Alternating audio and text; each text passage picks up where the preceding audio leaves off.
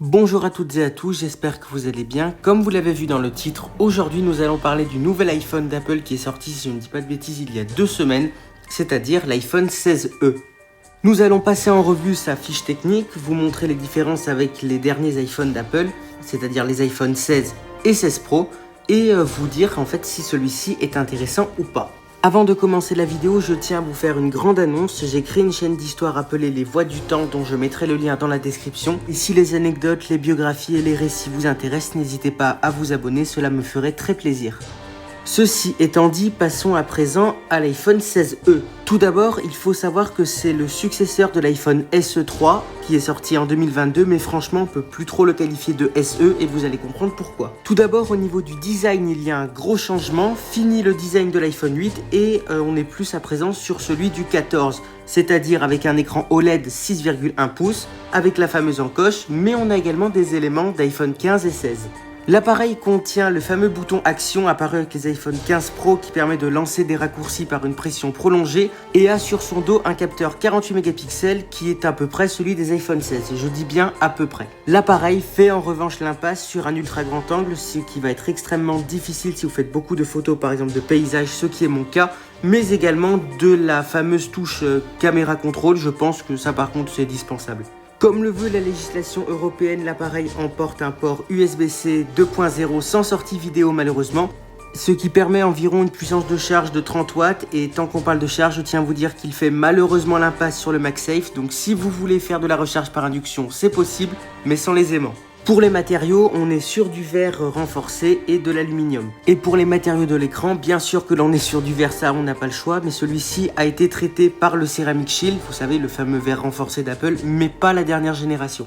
Théoriquement, les écrans des iPhone 16 sont donc légèrement plus résistants que ceux des iPhone 16e, mais je pense que vous serez d'accord avec moi, on va peut-être croire Apple sur parole et ne pas jeter les iPhones par terre. On va en finir avec les défauts de l'iPhone 16e en vous disant plusieurs choses. Tout d'abord, celui-ci fait l'impasse sur le Wi-Fi 7, mais on se contente du 6E, ce qui franchement n'est pas trop grave. Le Wi-Fi 6E n'est même pas encore généralisé, donc parler de Wi-Fi 7 à l'heure actuelle, ça n'a pas beaucoup de sens. C'est vraiment qu'un délire de haut de gamme, j'ai envie de dire. Ce qui risque d'être un peu plus pénible en revanche, surtout si vous voyez mal, c'est l'absence de la fameuse puce UWB qui est apparue sur les iPhone 11. Et si vous avez bien suivi mon épisode sur les AirTags, vous savez à quoi ça sert. Pour les personnes qui n'auraient pas vu l'épisode, tout d'abord je vais mettre le lien dans la description, et aussi je tiens à leur dire que la puce UWB sert à localiser des AirTags ou des objets avec une grande précision. Enfin, on peut noter l'absence de puce Thread qui sert à transformer l'appareil en routeur de bordure. Et franchement, si la domotique n'est pas votre truc, ce n'est pas un problème. Si cela vous intéresse quand même, je tiens à vous dire que la puce Thread et le protocole Thread sont en fait une façon de standardiser le matériel.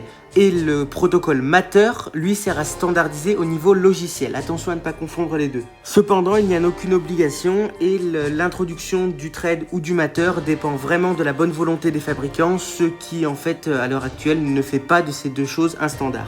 Je commence à m'égarer et j'ai fini de critiquer l'iPhone 16e. Maintenant, nous allons quand même évoquer ce qui le rend intéressant. Bien que la modernité se voit dans le design, elle se cache également majoritairement dans le châssis de l'appareil, et c'est ce dont nous allons parler maintenant. Le premier bond en avant concerne le stockage. Le dernier iPhone SE embarquait 64 Go par défaut, mais avec le 16e, on passe à 128, ce qui est vraiment la moindre des choses. Au niveau de la RAM, on s'en sort bien puisque l'appareil passe de 4 à 8 Go, mais ça c'est pour Apple Intelligence, et j'ai la joie d'ailleurs de vous annoncer que le 16e sera compatible avec ces fonctions quand elles sortiront en France. Si l'appareil est compatible avec Apple Intelligence, il n'y a pas beaucoup de choix. Soit le 16e dispose d'une puce A17 Pro, soit d'une A18. Vous avez compris qu'Apple a donc implémenté une puce A18 dans son iPhone 16e, car on ne va pas mettre une puce Pro dans un iPhone entrée de gamme. Cependant, ce n'est pas une A18 comme on a l'habitude de la voir dans les iPhone 16, car Apple a décidé de la brider quelque peu en retirant un cœur GPU, donc on passe de 5 à 4. La partie graphique est donc censée être singulièrement moins puissante, et c'est le cas, mais au niveau du CPU, c'est-à-dire la partie calcul, les performances devraient être identiques, mais ce n'est pas le cas. Apple en gros a créé une puce A17,5 si vous voulez, et non pas A18. Au niveau du NPU, c'est-à-dire les cœurs dédiés à l'intelligence artificielle, cela ne devrait pas poser problème puisque leur nombre est de 16 comme sur les puces A18 classiques. Cependant, bien qu'il y ait eu quelques bridages, et c'est pour ça que je les mets dans les points positifs, cela ne devrait pas se sentir au quotidien, ni même si vous commencez à solliciter fortement l'appareil. Tant que l'on est toujours à l'intérieur de l'appareil, celui-ci embarque une très grosse batterie et ça se sent. L'autonomie est d'ailleurs même mesurée fréquemment au-dessus de celle d'un iPhone 16 classique. Vous imaginez la chose? Cette augmentation de capacité s'explique par 3 phénomènes. Tout d'abord, l'augmentation de la taille de la batterie, le bridage du processeur qui fait que celui-ci peut demander moins d'énergie lors des pics d'utilisation, et la troisième chose, c'est l'implémentation du nouveau modem 5G d'Apple, le C1. Pour Apple, ce nouveau modem est vraiment un test et il a été mis en premier dans les iPhone 16e, on va dire en sorte de sécurité. Si jamais ça marche pas bien, et ben on peut dire que c'est un bridage d'entrée de gamme, vous voyez ce que je veux dire? Cependant, l'Apple C1 n'est clairement pas un échec et il faut vraiment le reconnaître. Non seulement il est à peu près aussi puissant que celui de Qualcomm qui équipe les iPhone 16 et 16 Pro, mais surtout il est beaucoup plus économe à puissance identique et ce d'environ 15 à 20%. Cependant, attention, le gain ne se verra que si vous êtes en données cellulaires parce que le modem ne gère que la partie 5G, en tout cas celui d'Apple. Et si vous êtes en Wi-Fi, ce n'est donc pas le C1 qui va prendre la main. Cela n'augure rien de mal pour les futurs iPhones, mais imaginez un modem 15 à 20% plus économe avec une batterie d'iPhone 16 Pro Max ou 17 Pro Max, vous imaginez le truc? Ceci étant dit, remontons à présent l'iPhone 16e, mais avant cela, je tiens à vous dire que l'appareil dispose d'une protection IP68, soit 6 mètres de profondeur pendant une demi-heure. Cependant, veuillez croire Apple sur parole, car si vous mettez votre appareil au fond de la rivière, il ne sera pas pris en garantie, je suppose. Le dernier point dont je voudrais discuter avec vous concerne l'appareil photo. Donc comme je vous l'ai dit, il est de 48 mégapixels et offre à peu près les mêmes rendus que celui de l'iPhone 16 classique sur son capteur principal. Cependant, je vous l'ai déjà dit, l'appareil ne pourra pas faire des photos en plan large car il n'y a pas d'ultra grand angle, mais quand même Apple propose, écoutez bien, c'est compliqué, un zoom de qualité optique x2. Qu'est-ce que ça veut dire? En fait, Apple va cropper dans le centre du capteur pour vous offrir une sorte de zoom numérique, mais comme si c'était de l'optique. En gros, c'est un zoom très qualitatif lorsque l'on est en x2, à tel point que l'on ne remarquerait pas la différence entre ce zoom numérique et un capteur hypothétique x2 qui serait présent. Le grand angle est en fait le seul capteur de l'iPhone 16e, en tout cas à l'arrière, dispose d'à peu près toutes les dernières technologies d'Apple, Deep Fusion, Photonic Engine, Pixel Binning, enfin vous avez compris, je vais pas toutes vous les faire. Ce qui permet un beau rendu de jour, de nuit, en plein soleil, à l'ombre. Bon, je vais pas tout vous faire, mais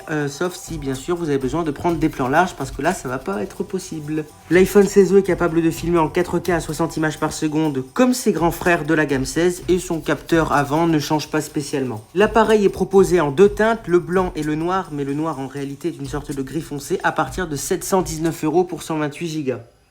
C'est bien là le gros problème de l'iPhone 16e, il a perdu son côté entrée de gamme. Alors il a certes gagné des composants de dernière génération, mais vu le prix on ne peut plus le considérer comme un iPhone 16, mais peut-être comme un iPhone 15,5. Si vous montez en stockage c'est encore pire, pour 256 on a 849 €, et pour un 512 alors là on explose les plafonds puisqu'on monte à 1099. Non, j'ai pas fait d'erreur. Je ne sais pas ce que vous en pensez, mais autour de 600 € ces compromis auraient été pardonnables, mais là pas d'ultra grand angle sur un appareil à 719 et pas de MagSafe, je trouve que c'est quand même difficilement pardonnable et justifiable. Qu'est-ce que je vous conseille donc? Alors déjà, si vous venez d'un iPhone relativement récent, tel que le 13, 14, 15, surtout ne prenez pas un 16e, ça sert presque à rien, vous allez même y perdre. Si vous venez d'un iPhone plus ancien ou avec des caractéristiques moins bonnes, telles que l'iPhone 11 ou les iPhone SE, ça peut se discuter, mais je ne suis pas encore une fois convaincu de l'intérêt de cette chose, car vous pouvez très bien trouver pour le prix du 16e un 15 Pro ou un 16. Cependant, en toute franchise, le plus intelligent serait peut-être d'attendre, car non seulement les prix devraient légèrement baisser, mais en plus Apple devrait présenter la gamme 17 qui s'annonce singulièrement intéressante. Mais on en reparlera plus tard.